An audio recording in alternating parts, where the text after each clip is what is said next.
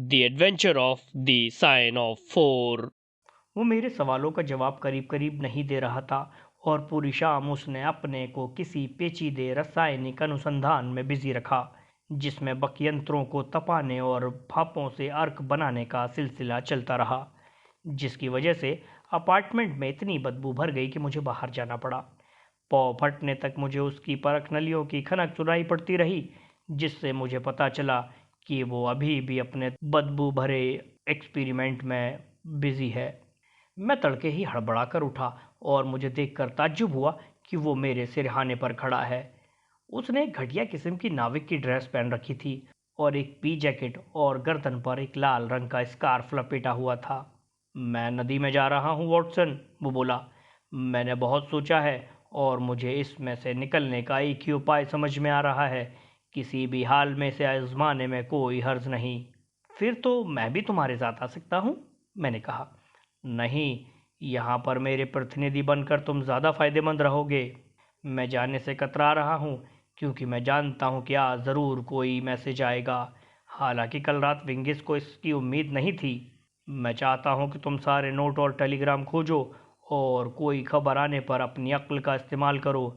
क्या मैं तुम पर भरोसा कर सकता हूँ? बिल्कुल। तुम मुझको चिट्ठी नहीं भेज पाओगे क्योंकि मैं अभी तुमको नहीं बता पाऊँगा कि मैं कहाँ पर मिलूँगा।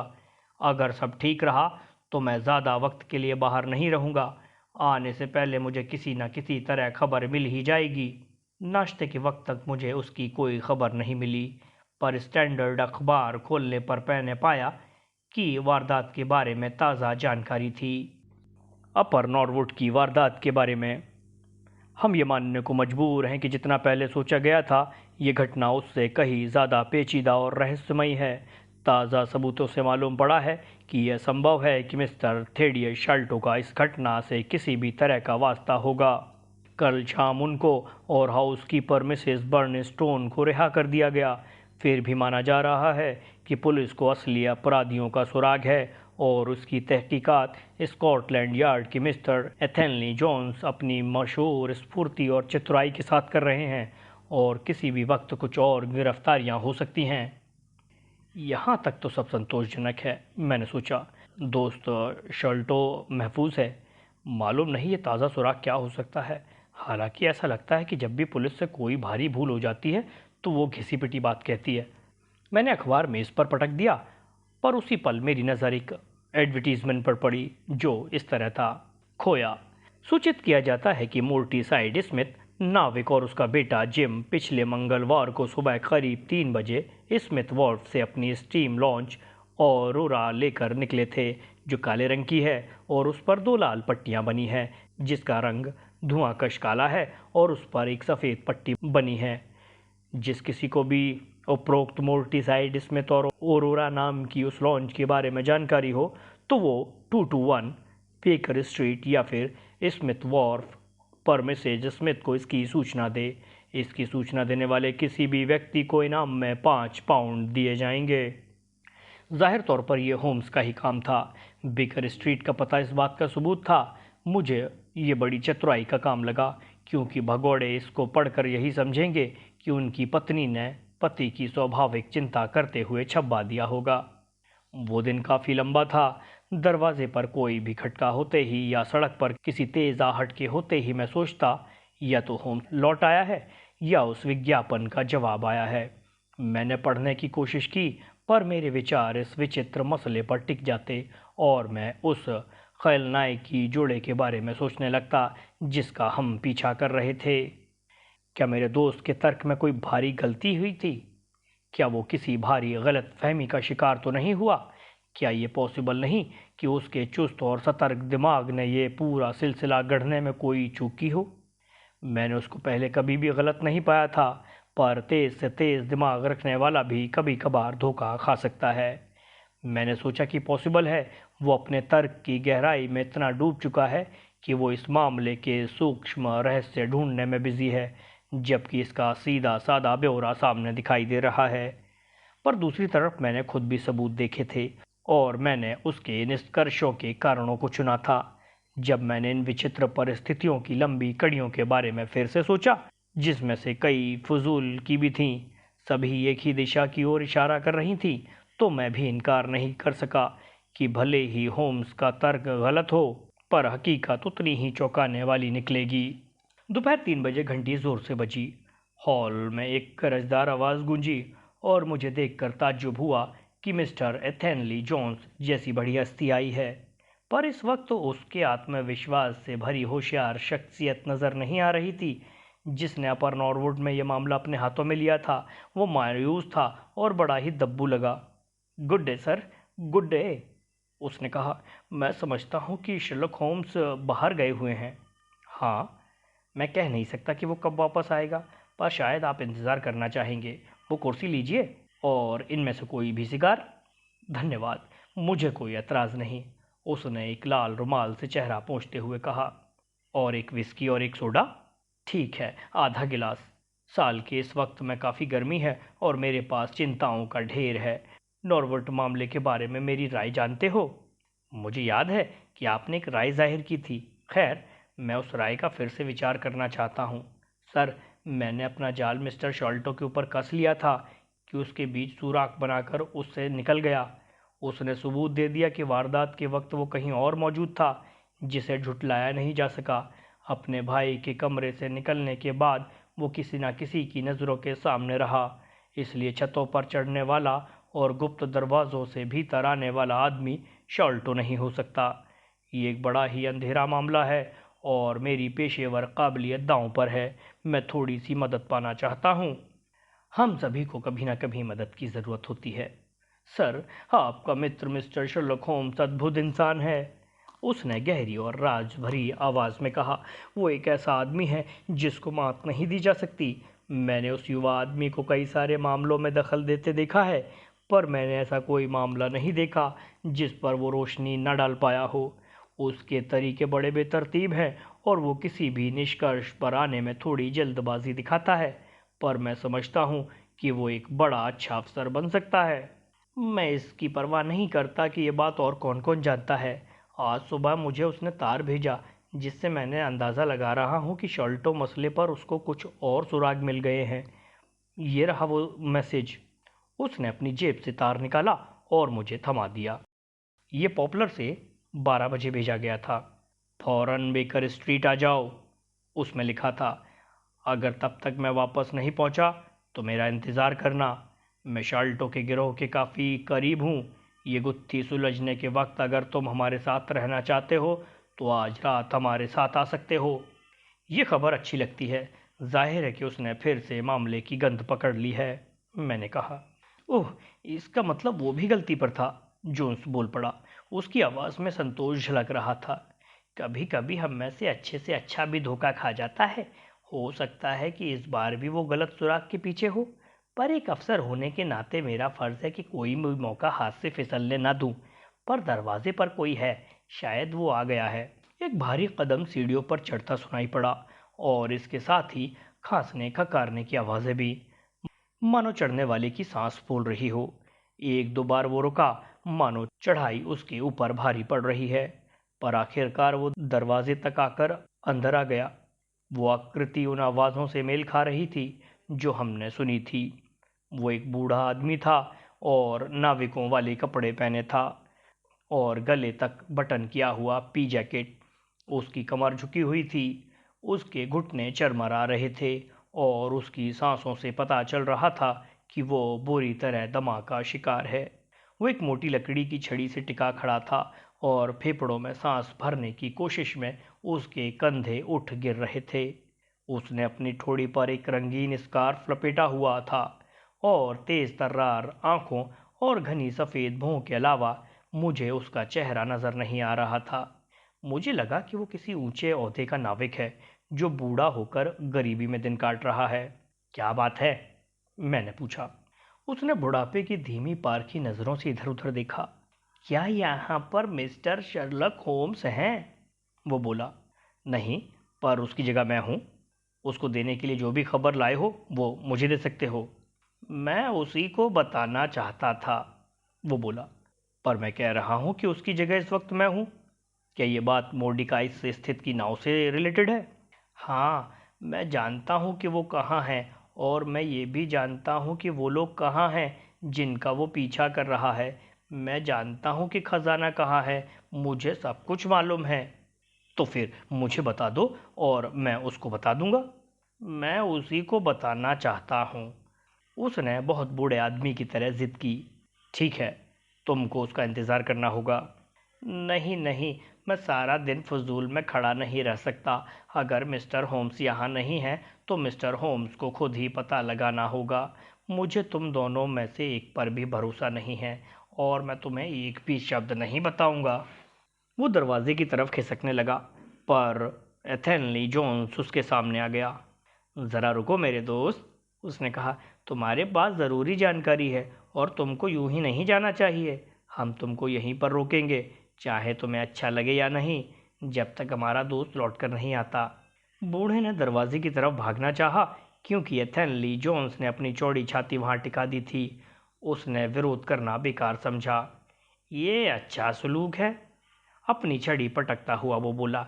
मैं यहाँ एक सज्जन आदमी से मिलने आया था और तुम दोनों, जिनको मैंने पहले कभी भी नहीं देखा, मुझको पकड़कर मुझसे इस तरह बदसलूकी कर रहे हो। तुम्हारा कोई नुकसान नहीं होगा, मैंने कहा। हम तुम्हारे वक्त की बर्बादी का हर्जाना दे देंगे। इस सोफे पर बैठ जाओ और तुम्हें ज़्यादा इंतज़ार नहीं करना पड़ेगा। वो बड़े अनमने ढंग से आया और चेहरा हाथों में टिका कर बैठ गया। जोन्स और मैं सिगार पीते हुए बातें करने लगे। अचानक होम्स की आवाज़ हमारे बीच में सुनाई पड़ी। मैं सोचता हूँ कि तुम लोगों को एक सिगार मुझे भी पेश करनी चाहिए, उसने कहा।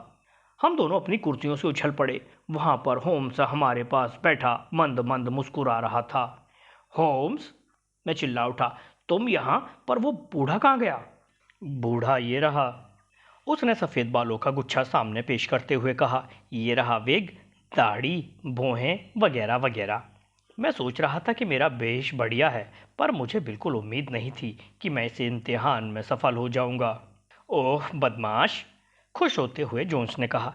तुम बढ़िया एक्टर बन सकते थे। तुम्हारी खांसी किसी कारीगर की सी थी और तुम्हारी कमज़ोर पैरों की कीमत 10 पाउंड प्रति हफ्ता है। हालांकि मैं तुम्हारी आंखों की चमक पहचान रहा था। तुम इतनी आसानी से हमारे चंगुल से नहीं निकले, देखा। मैं सारा दिन इसी भेष के साथ काम करता रहा, सिगार सुलगाते हुए उसने कहा। ऐसा है, अपराध जगत में कई लोग मुझे पहचानने लगे हैं, खासकर जब से हमारे दोस्त ने कई मामले छापने शुरू कर दिए हैं। इसलिए मैं मैदान जंग में इसी तरह का कोई साधारण भेष बदल कर ही जाता हूँ। हाँ, इसलिए मैं यहाँ आया हूँ। तुम्हारा केस कितना आगे बढ़ा? सब कुछ बेकार हो गया। मुझे अपने 2 कैदी रिहा करने पड़े और बाकी 2 के खिलाफ कोई सबूत नहीं है। कोई बात नहीं, हम उनकी जगह तुमको 2 और कैदी दे देंगे, पर तुमको मेरा हुक्म बजाना होगा। सारा आधिकारिक श्रेय तुम लूट सकते हो, पर तुमको मेरे कहे अनुसार चलना होगा, ठीक है? पूरी तरह, अगर तुम मुझे अपराधियों तक ले चलो तो। ठीक है। सबसे पहले मुझे तेज़ चलने वाली पुलिस बोट चाहिए, स्टीम लॉन्च, जो वेस्टमिनिस्टर की सीढ़ियों पर 7 बजे मिले। उसका तो आसानी से इंतज़ाम हो जाएगा, वहाँ पर हमेशा एक ना एक खड़ी रहती है, पर मैं सड़क के उस पार जाकर फ़ोन करके बात पक्की करता हूँ। फिर मुझे 2 ताकतवर आदमी चाहिए जो विरोध का सामना कर सकें। नाव में 2 या 3 होंगे, और क्या चाहिए? जब वो लोग हमारे कब्ज़े में होंगे तो हमें ख़जाना मिल जाएगा। मैं समझता हूँ कि मेरे दोस्त को खुशी होगी कि वो ख़जाना जाकर उस युवती को सौंप दें जो सादा ख़जाने की असली हकदार है। ख़जाना उसी को सबसे पहले खोलने देना, क्यों वॉटसन? ये मेरे लिए बड़ी खुशी की बात होगी। उसके बाद ख़जाना अधिकारियों को सौंप दिया जाना चाहिए, जब तक सारी तहकीकात पूरी ना हो जाए। बिल्कुल, ये आसानी से किया जा सकता है। एक बात और, मैं जोनाथन स्मॉल के होठों से इस मामले का ब्यौरा सुनना चाहूँगा। तुम जानते हो कि अपने मामलों की सारी बारीकियां खुद समझना चाहता हूँ। मुझे उससे इंटरव्यू लेने में कोई एतराज़ नहीं है, न अपने कमरे में न कहीं और, पर उसको पूरी सुरक्षा देनी चाहिए, पर उसको पूरी सुरक्षा दी जानी चाहिए।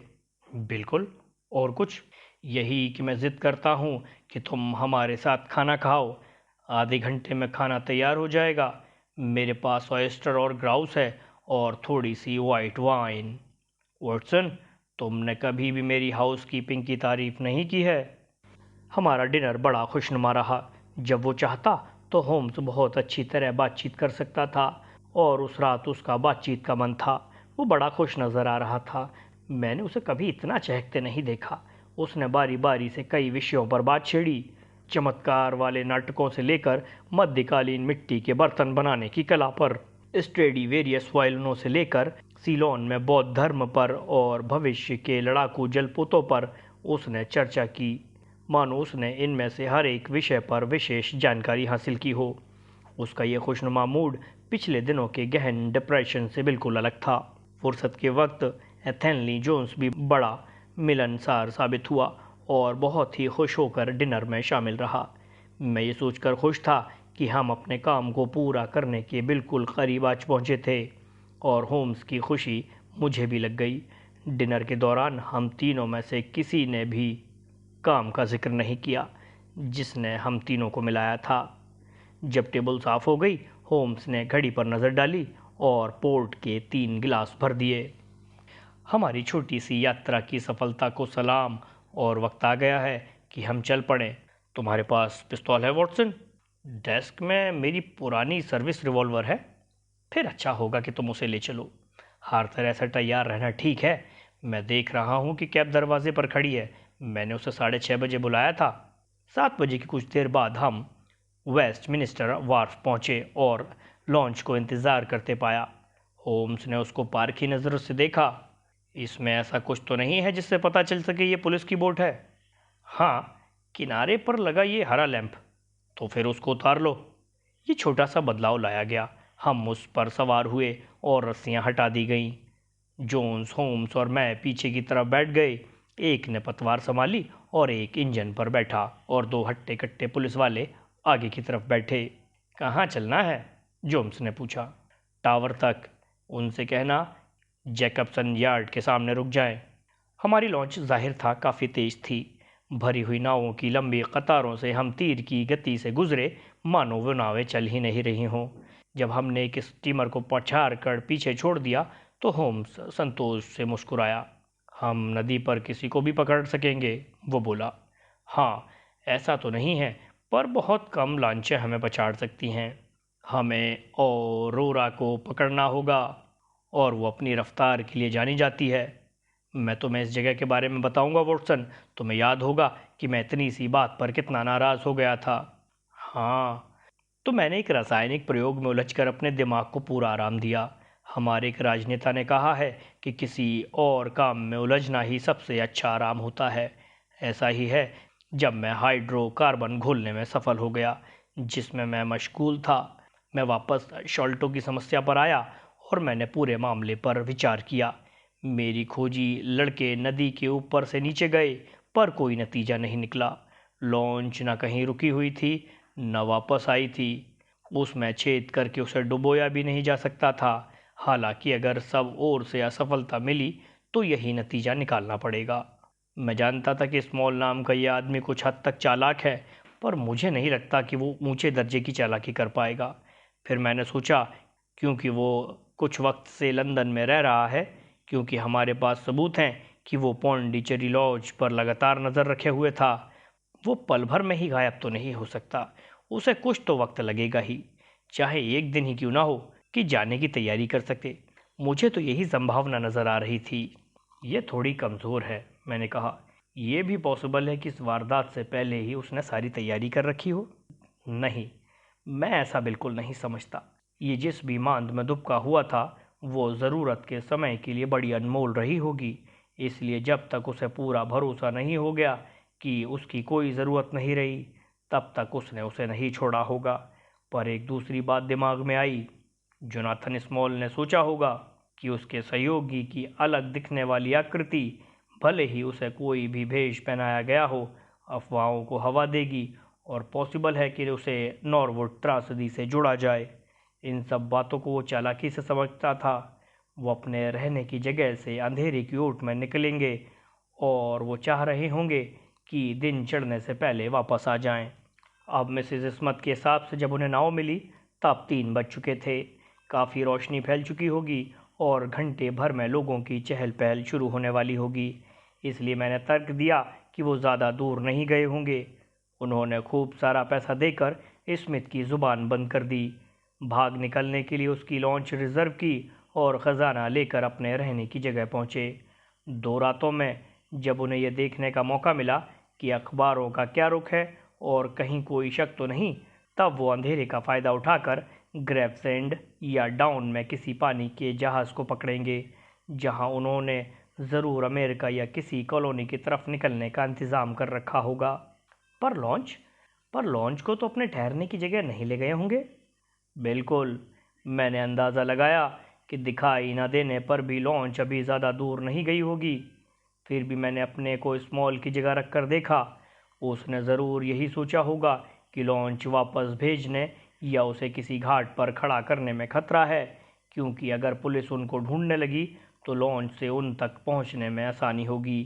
फिर वो लॉन्च को कैसे छुपा सकता है कि जब चाहे उसे लॉन्च मिल भी जाए।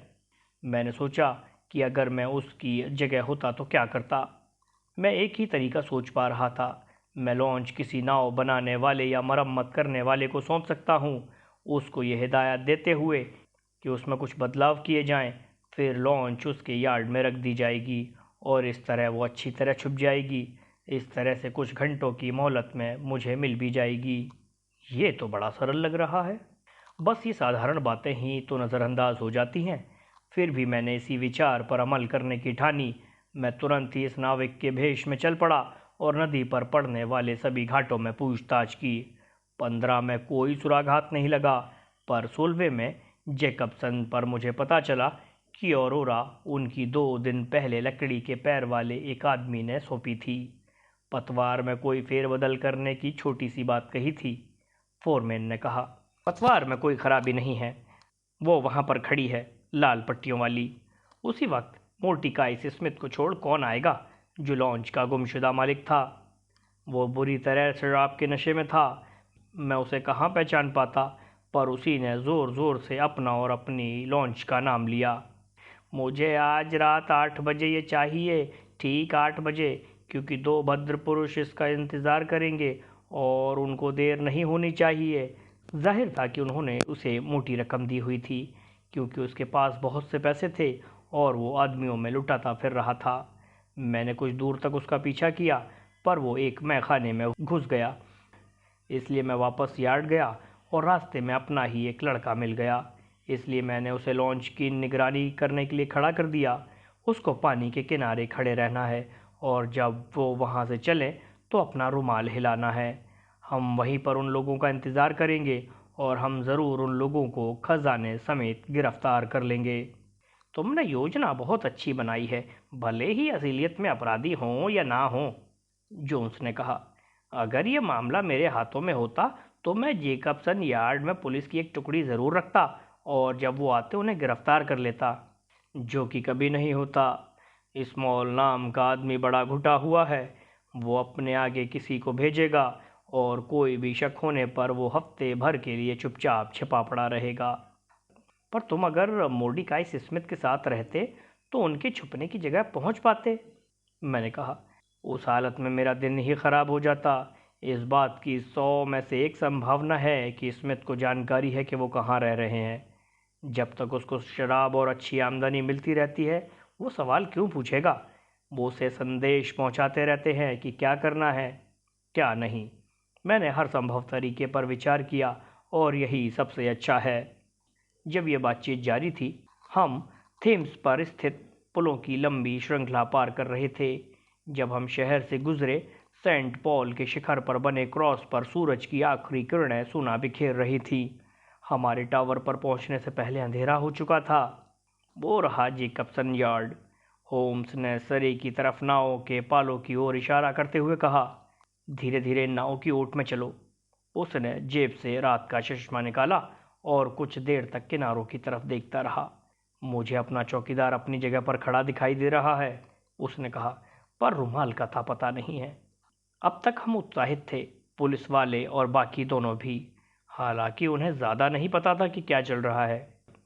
हमें किसी भी बात को हल्का नहीं समझना है, होम्स ने जवाब दिया।